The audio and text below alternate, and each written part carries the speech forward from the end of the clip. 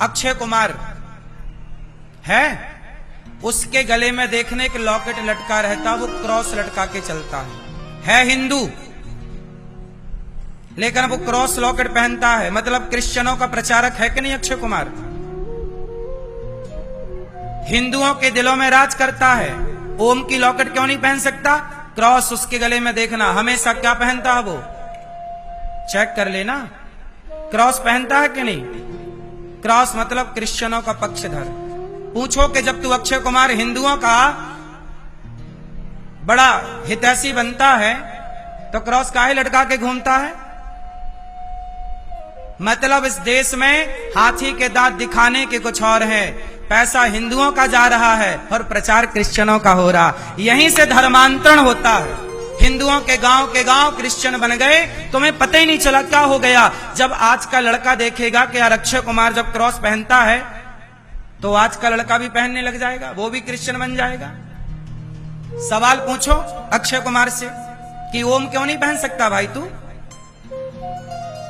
Cross ही क्यों लटकाए घूमता है? बोलो सवाल है या नहीं? ये सवाल खड़ा है कि नहीं? आप लोग गौर नहीं करते चीजों पर, और ये छोटी छोटी बातें बहुत मायने रखती हैं। क्रिश्चियन लोग यही तो दिखाते हैं, देखो अक्षय कुमार भी क्रिश्चियन है, देख लो क्रॉस पहना है। ये ईसाई लोग बता बता के हिंदुओं के गांव कन्वर्ट कर देते हैं, तुम्हें पता ही नहीं। अरे सलमान खान तो मुसलमान है ही, बाकी लोगों का क्या? तुम तो हिंदू थे, पर तुमने भी तो क्या किया? तुमने भी तो गुटके का प्रचार किया ही था। उम्मीद किससे करोगे बताओ?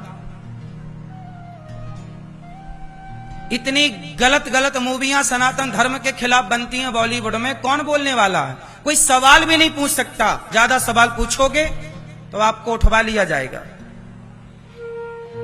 बोलो हाँ, तुम षड्यंत्र नहीं जानते साहब।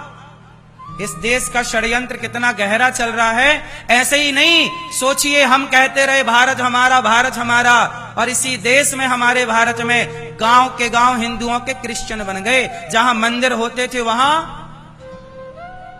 क्या बन गई? चर्च बन गई। एक दिन में हो गया? सालों से चल रहा है ये षड्यंत्र, चलता रहेगा। तुम्हें तो केवल टमाटर आलू से मतलब है, गैस सिलेंडर से मतलब है, देश से किसे मतलब है?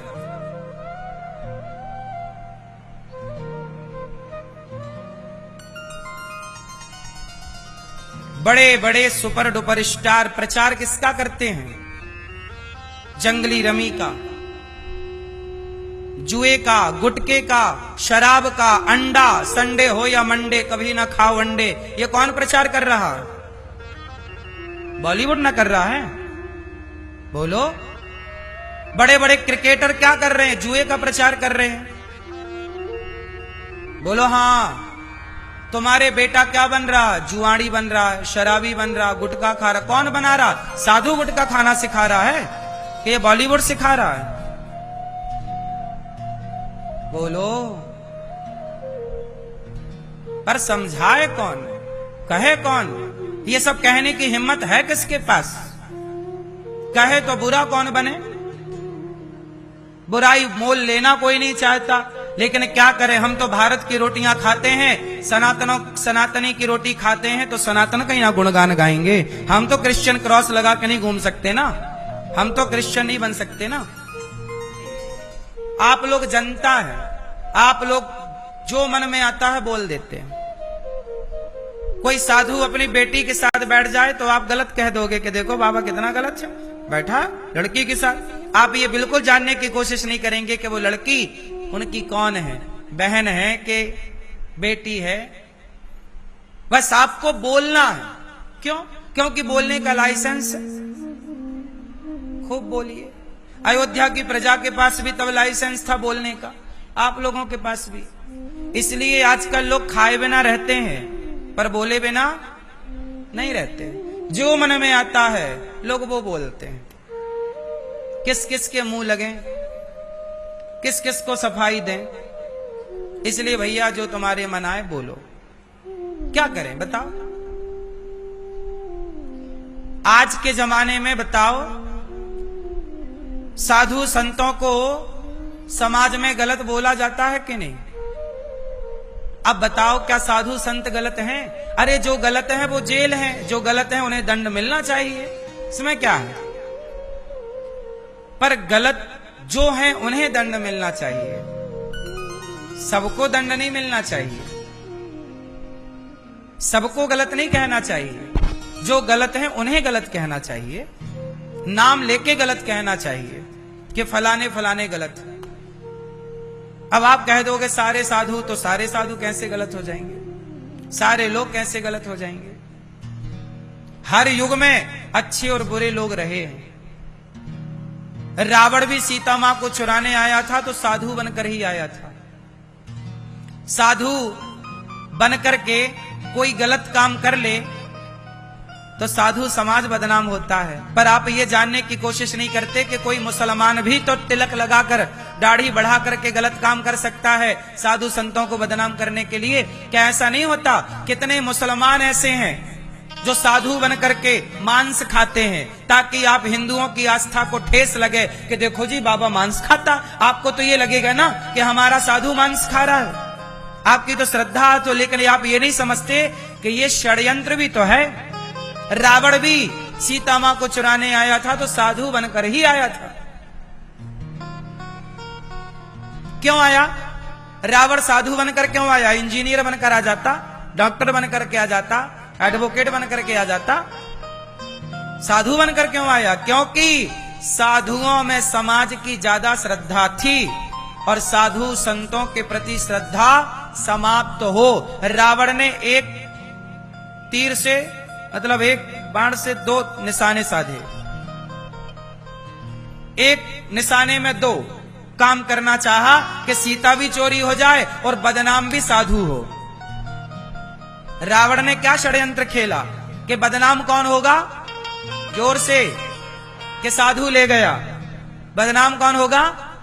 साधु ले गया। सीता भी ले गया रावण, और बदनाम कौन हुआ? जोर से। साधुओं को बदनाम करने के लिए रावण जैसे लोग भी तैयार थे, तो आज भी बहुत रावण हैं जो साधुओं को बदनाम करते हैं। इसमें क्या? तब भी बदनाम करते थे, आज भी बदनाम करते हैं। क्योंकि साधु संत ही आपका भला चाहते हैं। संत लोग ही कहते हैं गुटखा ना खाओ, सिगरेट ना पियो, शराब ना पियो, गलत काम ना करो। हम कहते हैं गुटखा ना खाओ और फिल्मी दुनिया वाले कहते हैं दाने दाने में केसर का दम। अब बताओ, हम कहते हैं गुटखा ना खाओ और बॉलीवुड कहता है दाने दाने में केसर का दम। तो बताओ, गुटखों की फैक्ट्री को हमसे नुकसान है कि हमसे फायदा है? और गुटखों की फैक्ट्री को बॉलीवुड से फायदा है कि नुकसान? बोलो भैया। ये गुटखों की फैक्ट्री में सबसे ज्यादा पैसा दो जगह है आज, शराब में और गुटखा में। बोलो हाँ। सबसे ज्यादा रेवेन्यू सरकार को कौन देता है? गुटखा और शराब। और साधु लोग दोनों का विरोध करते हैं, गुटखा ना खाओ, शराब ना पियो, और बॉलीवुड दोनों का सपोर्ट करता है। अब बताओ, गुटखा बनाने वाली कंपनियां, हम लोग गुटखा के विरोधी हैं कि समर्थक हैं? जोर से। हम विरोधी हैं। हम आपको छुड़ाएंगे कि गुटखा ना खाओ, और आपने गुटखा छोड़ दिया तो नुकसान किसका होगा? गुटखा बनाने वाली कंपनियों का। इसलिए गुटखा बनाने वाली कंपनियां पैसा देती हैं बॉलीवुड को कि जाओ तुम संतों के खिलाफ मूवियां बनाओ, ताकि संत बदनाम हो, ताकि गुटखा धड़ल्ले से बिकता रहे। क्योंकि संत रहेगा तो गुटखा बिकने नहीं देगा। आप षड्यंत्र नहीं समझते। तब आश्रम जैसी मूवियां बनती हैं इस देश में, ताकि युवा लोग संतों से नफरत करने लग जाएं। आप षड्यंत्र समझते नहीं। आप इस देश में क्या चल रहा तुम्हें कुछ भी पता नहीं। तुम्हें केवल टमाटर, आलू, बैगन का भाव पता है, बस। इससे ज्यादा तुम्हें कुछ नहीं पता।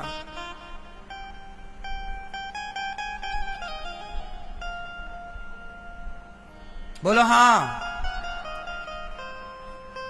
इस देश के षड्यंत्र के बारे में तुम जानते ही नहीं, ना जान पाओगे, ना तुम्हारी इतनी बुद्धि है, ना तुम्हें जानने से मतलब है।